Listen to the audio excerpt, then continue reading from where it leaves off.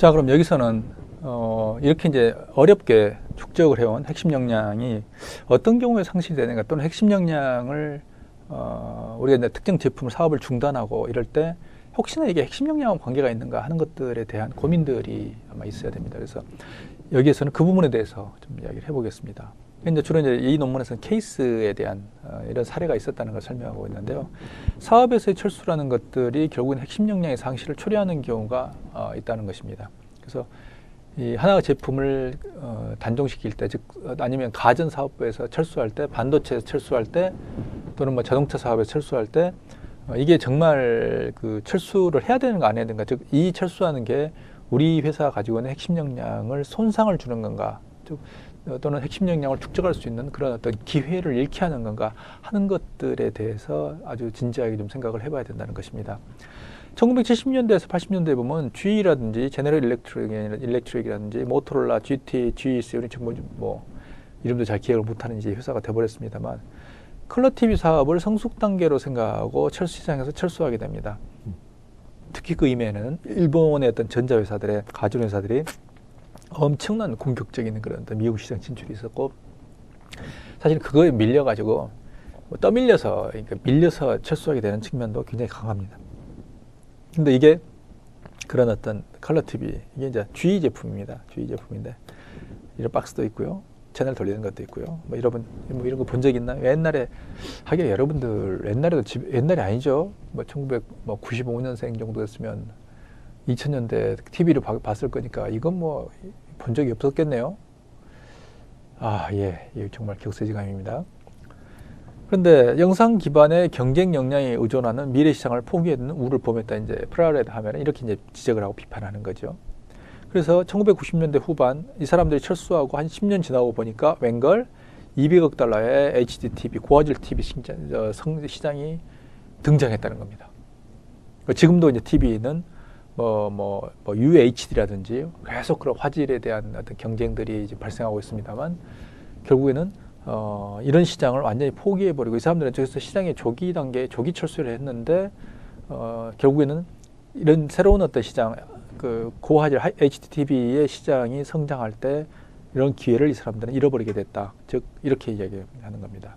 그래서 핵심 역량을 상실하는 비용이 부분적으로만 계산된 거 아니냐라고 이야기를 하는 거죠. 즉 제품을 철수한 핵심 역량의 손실에, 핵심 역량에 대한 비용을 계산하는 것은, 상실하는 비용이라는 것은 특정 제품을 버리고 특정 제품 시장에서 철수하는 것을 더 넘어서 그 핵심 역량의 손실에 대한 비용을 계산을 해봐야 된다고 이제 이 사람들을 이야기를 하고 있는 거죠.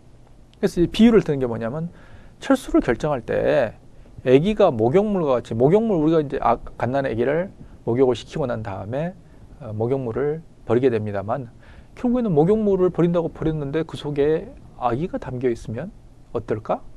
이건 어리석은 거 아니야? 라는 이야기를 하고 있는 것이죠. 그래서 항상 제품 자체가, 즉 제품과 핵심 역량이 두 개가 연결되어 있다고 생각을 할 때는 제품을 끊어서 버리는 것 자체가 핵심 역량을 속에 손상을 줄 수 있고, 핵심 역량의 미래의 핵심 역량의 축적에 장애를 줄 수 있고 손실을 입힐 수 있기 때문에, 즉 핵심 역량을 파괴할 수 있기 때문에 실제로 제품 자체만 보지 말고 두 개의 연결을 잘 봐라 하는 것들이 바로 아기와 목욕물에 대한 비유입니다. 아기를 목욕물을 버릴 때 아기 버리면 끔찍하죠. 그래서 결론을 봅시다. 결론을 보면 핵심 역량은 10년 이상에 걸쳐서 지속적인 개선과 향상을 통해서 형성된다. 즉 핵심 역량은 축적할 때 1, 2년 제품 개발에서 되는 게 아니고 오랜 기간에 걸쳐서 그 회사가 축적한 뭔가의 결과물이다, 이렇게 이야기하는 것입니다. 또한 핵심 역량 구축에 투자하지 않는 기업은, 즉 제품 하나 100개 가지고 달랑 이 시장에 내놓고 또 다른 회사 이렇게 하는 걸 봐가지고 또 제품 또 하나 내놓고, 이런 기업은 새로 부상하는 시장에 진입이 곤란하다. 즉 핵심 역량 기반을 해서 새로운 시장으로 나가기 때문에 결국에는 그런 어떤 시장이 떠올랐을 때 자신들은 핵심 역량을 가지고 있지 않다는 것입니다. 우리나라 봐도 그렇죠. 미국에서 특히 핀테크 난리를 치니까 우리도 이제 핀테크 하겠다. 빅데이터가 세상이 아주 시끄러우니까 빅데이터 하겠다. 근데 우리가 핀테크의 원형은 한국의 온라인 게임에 들어있다는 걸 정말 핀테크 하는 사람들은 정말 모릅니다. 그리고 금융업이 장기적으로 이 장기적이 아닙니다. 이미 시작이 됐는데 금융업은 플랫폼 사업이고 금융업은 기본적으로 유저, 즉 고객의 커뮤니티를 관리하는 사업으로 지금 넘어가고 있다. 옛날처럼 앉아서 예금 받고 이게 아니라는 것들을 모르고 있는데, 예를 들면 이런 거죠. 은행이 예를 들면 정말 플랫폼이고 커뮤니티 사업으로 은행이 넘어간다고 생각을 하면 그 핵심 역량을 구축하고 있는 것은 카카오나 네이버 같은 그런 회사들, 플랫폼 회사들, 그리고 NC소프트나 넥슨 같은 게임 회사들, 그러니까 이들이 핵심 역량을 축적을 하고 있는, 금융에 필요한 핵심 역량을 축적을 하고 있는 거죠. 너무 재밌잖아요. 게임 회사가 금융에 들어올 수 있다는 거예요. 근데 실제로 이미 아이템 거래하고 이런 사이버머니의 거래를 통해서 게임은 금융에 이미 들어와 있어요. 단지 그걸 모르고 있을 뿐입니다. 너무 재밌지 않아요? 산업의 다이내미즘이라는 건. 그리고 핵심 역량에 대한 이런 어떤 인사이트로 우리가 핵심 역량 공부를 해보면 뭐가 좀 보이냐면요, 안개가 거친다는 느낌이 있습니다. 여러분 혹시 그런 느낌이 없나요? 즉 뭔가 보일 듯 말 듯 했던 게 쭉 안개가, 해가 뜨면서 쭉 안개가 거칠 때 나타나는, 아, 저게 바위고 저게 나무고 저게 풀이고 저게 꽃이었구나 하는 것들이 쭉 나오듯이, 핵심 역량에 대한 프라이드 하멜의 논문을 쭉 보고 나면 그 안개가 갇히듯이 거치는 그런 느낌들, 아, 세상을 저렇게 봐야 되는구나, 사물을 저렇게 봐야 되고 기업의 경쟁력을 저렇게 봐야 되는구나 하는 것들을 알 수가 있습니다. 재밌잖아요? 자, 그 다음 조직 설계를 봅시다. 핵심 역량과 조직 설계. 그렇게 결국엔 핵심 역량을 위한 조직이 어떻게 되어야 되는가를 이 사람들은 또 이제 이야기를 하고 있습니다. 미국이 그 당시에 일반적인, 우리가 이제 사업부제 조직에 대한 것들을 우리는 이미 이제 배워서 알고 있습니다만, SBU, 즉 Strategic Business Unit이라고 불리우는, 즉 전략적 사업단, 이제 사업부입니다. 자기 독립적인 완결성을 가지고 있는 하나의 회사처럼 움직이는, 이걸 이제 전략적 사업단이라고 이제 부릅니다. 두 사람은. 그래서 SBU하고 코어 컴피턴시가 어떻게 다른가? 그러니까 결국에 이 사람들이 왜 기업이 핵심 역량에 대한 축적이 안 되는가 하는 것들을 설명하는 데 있어서 굉장히 중요하게 결국 조직적인, 즉 앞에 전략이 있고 왜 결과적으로 제품을 개발하고 이런 어떤 전략적 단위의 하나 이야기가 있죠. 그걸 뒷단으로 우리가 그 이유가 왜 안 될까라는 그 이유의 또 하나 조직적 측면을 이 사람들은 분석을 하고 있습니다. 그래서 굉장히 논문이 논리적으로 좀 아주 로지컬하게 좀 진행이 되는 겁니다. 경쟁의 기초를 보면 이 사람들 현재 제품의 경쟁력인데, 경쟁력 구축을 위한 코어 컴피턴스는 뭐냐면 기업 간 경쟁으로 봅니다. 즉 경쟁의 기초를 제품 경쟁이냐 기업 경쟁이냐 이 두 개를 달리 본다는 거죠. 그래서 SBU는 현재 자신이 하고 있는, 즉 여기서 현재란 말이, 현재가 굉장히 중요합니다. 자, 우리가 2스타, 3스타 하나 떠줄까요? 그래서 현재 제품에 대한 경쟁력을 보고 있다는 겁니다. 그래서 어떻게 되나요? 현재 제품의 경쟁력을 잃어버리면 SBU에서는 버립니다. 근데 코어 컴피턴스에서는 버리지 않을 수 있습니다. 이 굉장히 중요한 차이죠. 기업 구조, 제품 시장과 관련된 사업 포트폴리오. 그래서 포트폴리오를 구축합니다. 그래서 10개의 제품을 놓고 각각 어떤 제품이 어떤 시장의 세그멘테이션에 대응하는가 하는 것들을 놓고 사업 제품을 전개하고 빠진 부분이 있으면 채워놓고 이런 걸 하는 거죠. 근데 여기서는 경쟁력, 그 다음에 핵심 제품과 사업의 포트폴리오를 봅니다. 즉 핵심 제품이 뭘까? 그러니까 자기 사업부뿐만 아니라 그걸 넘어가지고 우리 회사에 있는 경쟁력과 핵심 제품이 뭐고 사업의 포트폴리오를 어떻게 해야 될까? 또는 경쟁력의 포트폴리오가 어떻게 진행돼야 될까? 이런 것들을 보게 되는 겁니다. 즉 여기서 이것도 중요한 게 제품 시장이죠. 제품, 자기가 사업부가 가지고 있는 제품 시장을 중점적으로 보고 이 제품 시장과 관련된, 즉 자기가 어딘가, 예를 들면 기저귀 시장인가 또는 생리대 시장인가 또는 예를 들면 티슈인가 이런 것들을 이제 보고 포트폴리오를 전개를 한다는 거지만, 여기서는 핵심 제품이 뭘까, 그리고 사업의 제품과 사업의 포트폴리오는 뭘까, 이렇게 보고 이제 들어간다는 거죠. 다음 사업단의 자율성은 신성 불가침, SBU가 모든 자원을 직접, 이건 당연한 겁니다. 왜냐하면 미국의 사업부 조직이라는 것은 자기 완결성을 가지고 있기 때문에 인사하고 예산에 대한 권한, 제품 출시에 대한 모든 권한을 SBU가 사업부가 쥐고 있습니다. 그래서 사업부의 자율성은 정말 중요한 어떤 미국 기업에 있어서의, 특히 사업부 조직에 있어서의 그런 이슈입니다. 근데 SBU는 코어 컴피턴스를 어떻게 보냐면 하나의 잠재적 저수지, 즉 핵심 역량이 큰 어떤 핵심 역량이나 참 저수지가 있는데, 그 저수지가 물을 가지고 파이프라인을 통해서 물을 흘려보내고 있는데, 그런 물을 흘려보내는 하나의 단위라는 겁니다. 그래서 보다 중요하게는 핵심 역량에는 큰 저수지가 물을 어떻게 채울 것인가 하는 게 중요하고 거기에 따라서 하나하나의 단위를 이렇게 사업부에 물을 흘려 보낸다는 그런 발상이죠. 그래서 이것은 어디까지나 자율성을 일정하게 좀 희생하는, 즉 자율성이 SBU보다는 좀 약화되는 이런 걸 말합니다. 차원 할당은 뭐냐면 사업 단위가, 즉 사업부가 분석을 하고 자본은 사업별로, 그래서 이걸 하는 게 미국은 결국에는 본사의 역할은 미국은 거의 지주회사, 홀딩 컴퍼니 같은 개념의 역할을 하고 있습니다. 홀딩 컴퍼니가 결국에는 각 사업부의 자원을 배분하고 돈을 배분하는 거죠. 그리고 그 사업 지주회사는 결과에 대해서 평가를 하고 올해 수익률이 어떻게 되는가, 목표가 달성되는가 이걸 평가하고 거기에 따라서 보상을 해주는 이런 체계로 되어 있습니다. 그런데 이것은 코어 컴피턴스에서 사업과의 경쟁력이 분석도 아니고, 그래서 최고 경영진, 즉 이건 이제 이렇게 보면 실제로 그 홀딩 컴퍼니, 즉 지주회사의 개념 아닌 거죠. 실제로 사업 단위들을 전체를 코디네이터가 조정할 수 있는, 우리 한국의 어떤 재벌 기업이라든지 대기업 시스템을 보면 결국에는 기획조정실 이런 어떤 기능들을 가지고 있어야 된다는 겁니다. 그래서 최근에 우리나라도 어떤 재벌들의 어떤 다각화에 대해서, 무조건 무분별한 다각화에 대해서 제동을 걸기 위해서 기획조정실 기능을 좀 약화시키고 있는데, 저는 그건 굉장히 위험한 발상이라고 좀 생각을 합니다. 그래서 우리나라 재벌 기업에 대한 어떤 도덕적인 어떤 우리가 측정하고 효율성에 대한 이슈가 좀 분리되어 가야 되는데 두 개가 좀 혼재되어 있다는 느낌을 좀 가지고 있습니다. 그래서 이런 어떤 조정 기능들을 어떤 헤드쿼터가 가지고 있다는 거죠. 그럼 최고 경영진은 뭘 추구합니까? 이건 기업 수익에 최적화입니다. 즉 수익을 어떻게 현재 내릴 것인가. 이게 지금 사실 미국 기업에서 굉장히 문제가 되고 있는 부분이죠. 예를 들면 골든 패러슈트, 즉 황금 낙하산이라는 게 있습니다만, 미국의 전문 경영인들이 결국에 그게 논문에서도 여러 번 일반적 용어가 돼버렸습니다만, 결국에는 자기가 많은 보상, 즉 스톡옵션이라든지 보너스라든지 퇴직 때 이제 되는 거죠. 이걸 갖기 위해서는 가능하면 현재 손실을 미래로 넘겨주고 다음 기로 넘겨버리는 겁니다. 미래의 수익을 현재로 당겨오고 이런 어떤 회계적인 테크닉을 구사한다는 거죠. 이미 미국에서도 여러 번 문제가 됐던 것입니다만, 그래서 자기는 황금 낙하산을 메고 비행기에서 그냥 회사에서 뛰어버리는 거죠. 난 몰라, 바이바이, 굿바이. 그래서 나는 잘 먹고 잘 살고, 그리고 회사는 나중에 이제 후임자가 와보면 어마어마한 손실의 덩어리 폭탄이 이제 터지기 시작하는 거죠.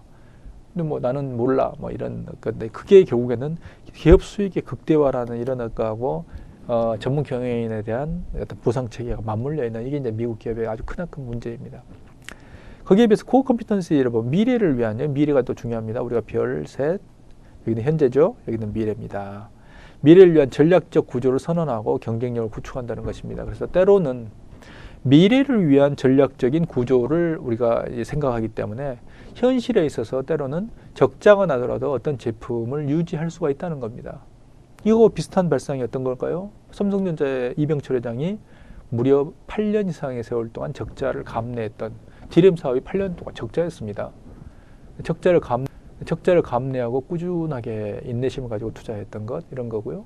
이건희 회장 같은 경우도 그의 공적이라면 예를 들면 지금은 스마트폰으로 삼성전자가 먹고 삽니다만 200조에서 절반이 100조가 스마트폰 매출이니까요.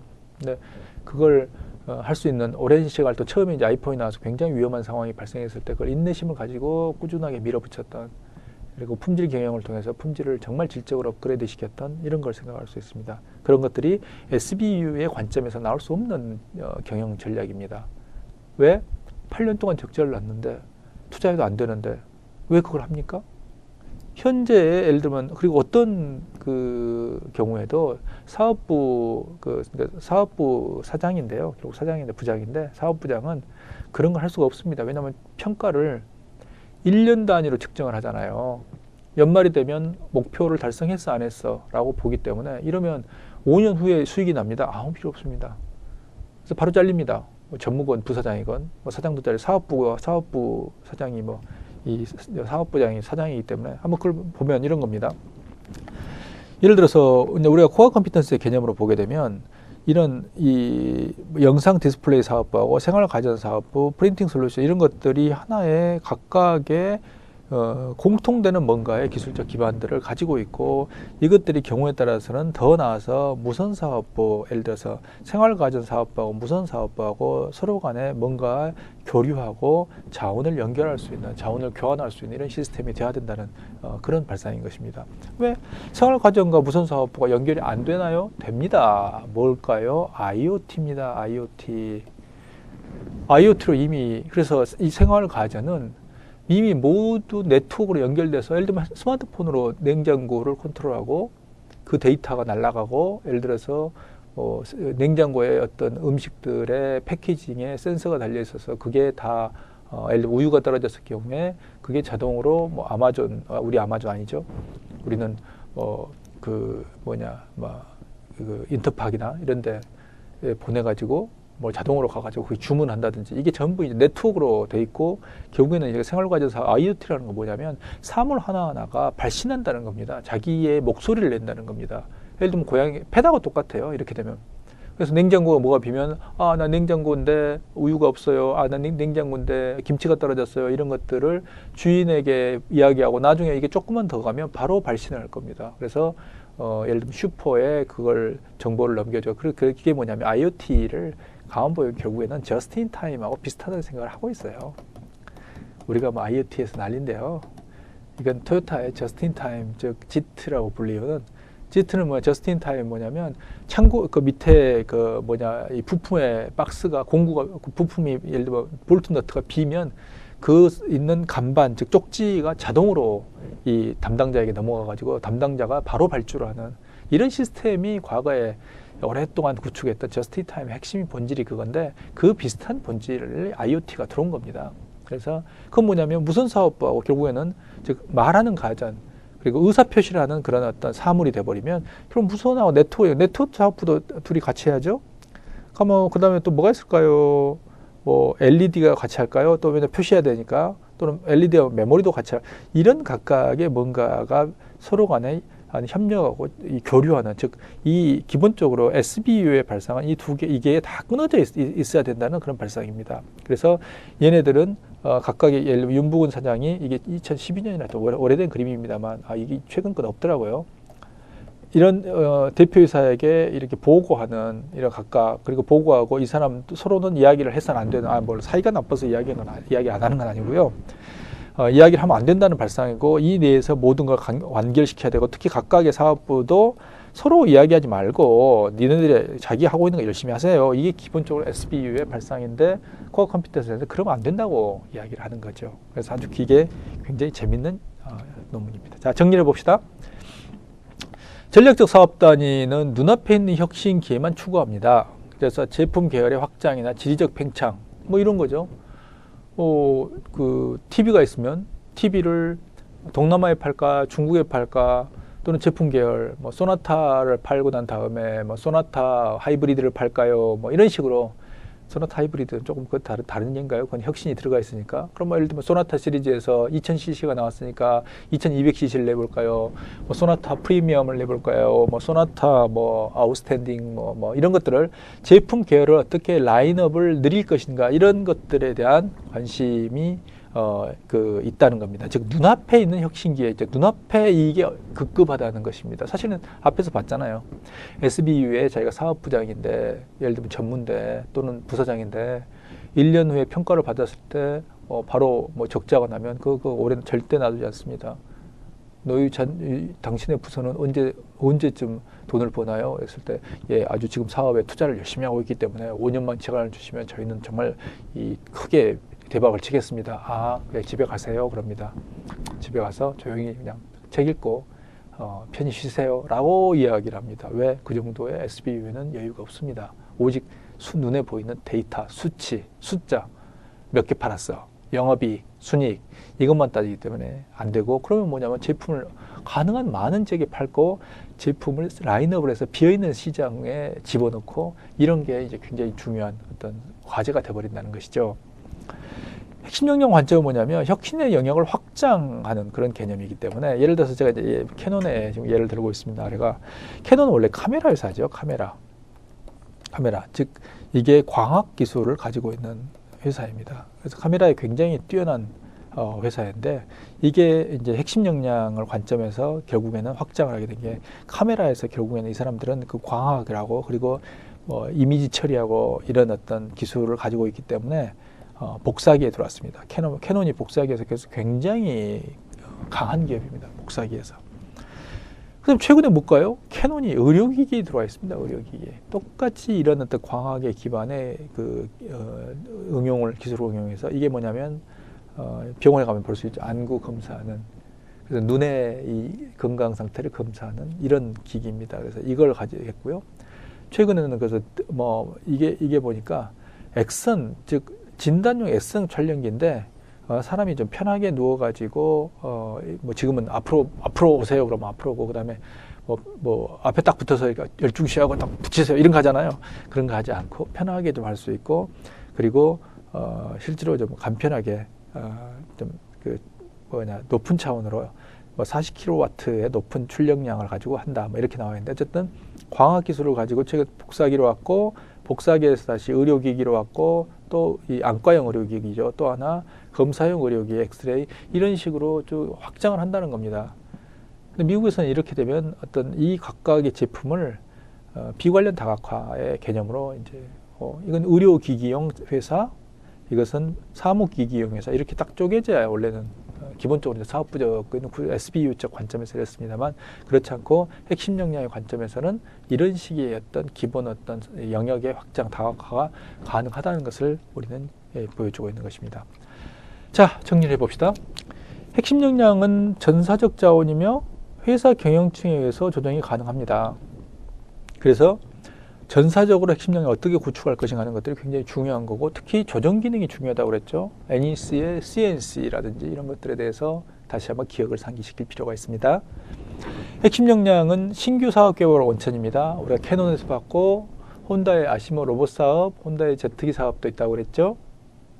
이런 것들을 통해서 신규 사업을 개발할 수 있는 하나의 에너지, 즉 저수지 같은 기술이 하나의 댐처럼 이렇게 물이 고여있듯이 기술이 고여있기 때문에 그걸 어떻게 퍼서 가져갈 것인가 하는 것들을 이게 이제 신규 사업 개발인 거죠. 그리고 기업의 핵심 역량과 핵심 제품 그리고 시장에 초점을 둔 사업 단위로 구성된 하나의 계층, 즉 위계 구조를 가지고 있다는 거죠. 이것도 이제 이야기를 했습니다. 핵심 역량이라는 것은 제품과 시장 그래서 이게 처음에 아까 혼다에서 제품에서부터 나중에 소형 엔진 기술까지 쭉 이런 위계 구조를 가지고 있고 이게 이제 시장과 인터랙션을 계속 하고 있는 거죠.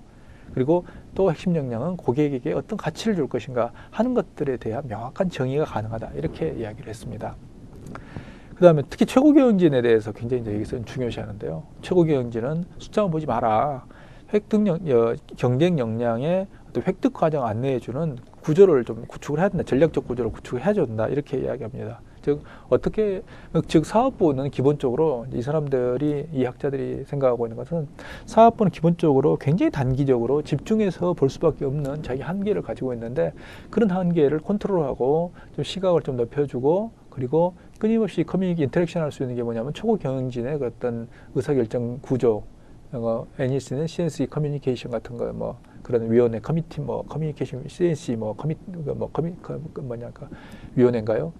커미티인가요? 이런 게 있었는데 이런 어떤 걸 안내해주는 그런 전략적 구조 그래서 최고 경영진 자체가 숫자만 보지 말고 결국에는 이런 어떤 핵심 역량이나 관점에서 각 사업부들과 원활하게 커뮤니케이션하고 필요에 따라서는 조정하는 기능을 해줘야 된다 하는 것들을 좀 이야기를 여기서는 하고 있습니다. 자, 이렇게 끝내면 조금 아쉽죠? 아쉽기 때문에 여러분에게 생각을 숙제를 내주겠습니다. 그래서 다음 수업 시간까지 이걸 좀 해보기 바랍니다. 그래서 우리나라가 한국의 온라인 게임이 세계 시를 지배했습니다. 세계 시장 바람의 나라에서 리니지, 크로스파이어 이런 리니지 정도는 해봤겠죠. 바람의 나라나 전 세계 게임 시장을 장악을 했습니다. 그래서 우리나라 온라인 게임은 신화입니다. 신화. 단지 하나의 산업이 아니라 우리나라 5,000년 역사에서 하나의 신화를 쓴 겁니다. 한국의 문화, 한국의 제품을 우리가 역사상 중국 시장을 이렇게까지 뒤흔들어 놓은 적은 전무후무할 겁니다.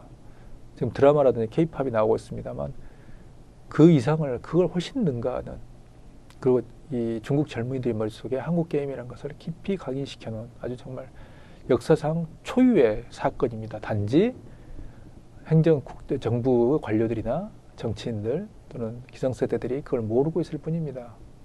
향후 아마 100년이 지나면 우리가 정약용의 어떤 목민심서 이런 걸 보면서 아쉬워했듯이 왜 개혁이 안 됐던 가 하는 걸 아쉬워했듯이 또 한 번 아쉬워할 때가 아마 분명히 올 겁니다. 근데 우리가 이제 이런 걸 보고 있기 때문에 한번 좀 구체적으로 한번 볼까요? 예를 들어서 이게 2014년 데이터입니다. 아쉽게도 지금 현재 2016년 아닙니다. 이건 좀 우리가 좀 주의하고 봐야 되죠. 세계 10대 온라인 게임 타이틀, PC 기반의 온라인 게임 타이틀을 볼 때 2위, 3위, 6위, 7위, 크로스파이어, 던전 앤 파이터, 메이플 스토리, 리니지 1 이 4개가 들어가 있습니다. 전 세계에 글로벌리 가장 성공한 온라인 게임, 2014년 당시에 온라인 게임에서 무려 4개가 들어있다는 겁니다. 다른 나라 없어요. 일본도 없죠? 물론 이제 PC 기반이라는 게 있습니다. 콘솔이 아닙니다. 미국이 5개, 벨라루스가 하나, 이거 뭐 탱크 게임이죠. 나머지는 이 정도의 어떤 우리가 경쟁력을 가지고 있는 거죠. 수출, 예를 들어서 뭐 수출도 보면 그렇습니다. 우리가 토털리 이런 사람이 도대체 어디 있나요? 수출은 이게 천이니까 천만, 10만, 100만, 1000만, 억, 뭐 1억 불 정도, 1억 불 정도죠. 1.6억 불, 한 2천억 되나요? 근데 우리가 수출은 얼마나 하나요? 1000만, 10만, 100만, 1000만, 억, 10억, 30억 불, 3조죠, 3조 3천억. 이게 도대체 몇 배입니까? 우리나라에 이런 제품이 있나요? 특히 온라인 게임, 이게 모바일 게임, 콘솔은 우리가 의미가 없고요.